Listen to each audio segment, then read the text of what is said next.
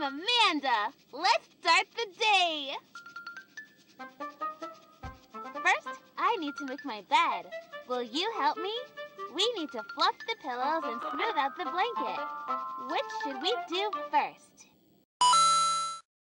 What's up everyone, I'm Dan and thanks to DreadXP for the review code, I'll be looking at Amanda the Adventurer 2 on the Nintendo Switch systems.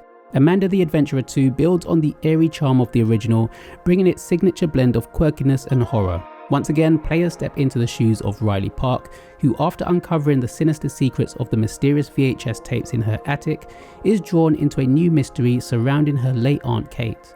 This time, Riley finds herself at the Kensdale Public Library, guided by a masked stranger and haunted by Amanda herself, who's more aware, more dangerous, and more desperate than ever.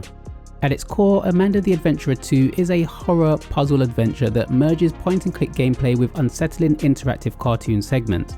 The premise remains delightfully twisted, an innocent children's show similar to something like Dora the Explorer has gone wrong, where cheerful lessons hide a darker reality.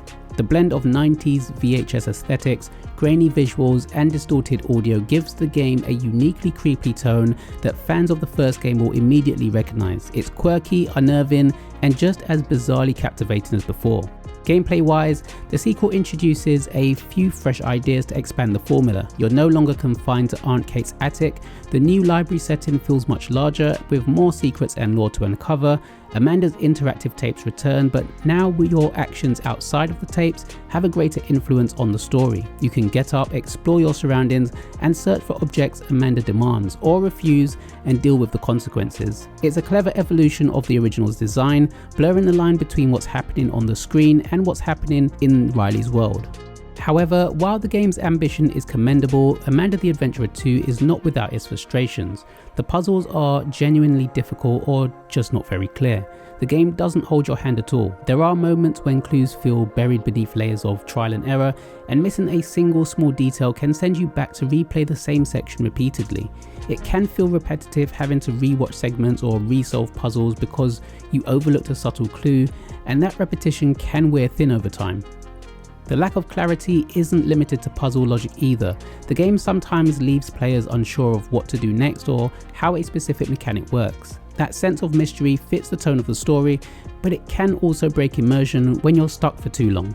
For those who relish cryptic problem solving and escape rooms, it's satisfying to finally piece everything together. But for players looking for a smoother flow or more guidance, Amanda 2 can be an exercise in patience.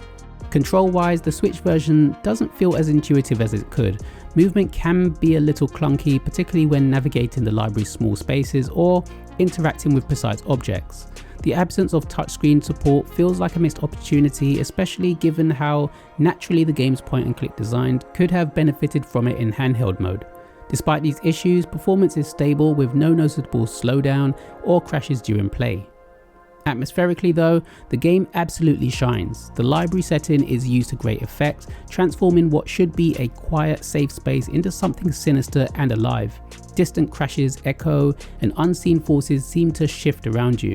The VHS segments are as unnerving as ever, brilliantly acted, convincingly lo-fi, and packed with disturbing details that make you question what's real.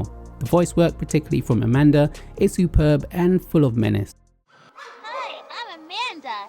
Isn't it nice to be And I'm Wooly. The combination of grainy visuals, airy ambient sounds, and that familiar cherry-tuned, horrific tone make the experience unforgettable.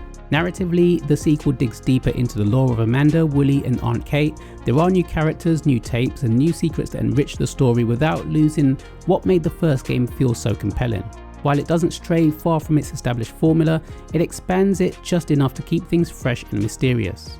Amanda the Adventurer 2 is a clever and chilling follow-up that fans of the first game will appreciate. It's strange, scary, and satisfyingly complex, though often to a fault. The steep difficulty, repetition, and clunky controls may deter newcomers, but those who persist will uncover one of the more original and unsettling horror puzzle games on the Switch. It doesn't hold your hand, and sometimes that's exactly what makes it work, even if it occasionally leaves you tearing your hair out in the process. So if you're looking for something to play this Halloween, Amanda the Adventurer 2 is out now on the Nintendo eShop, priced at $8.50 in the UK and $9.99 in the US. Have you played this one yet, or the previous game? Let me know what you think about them in the comments below.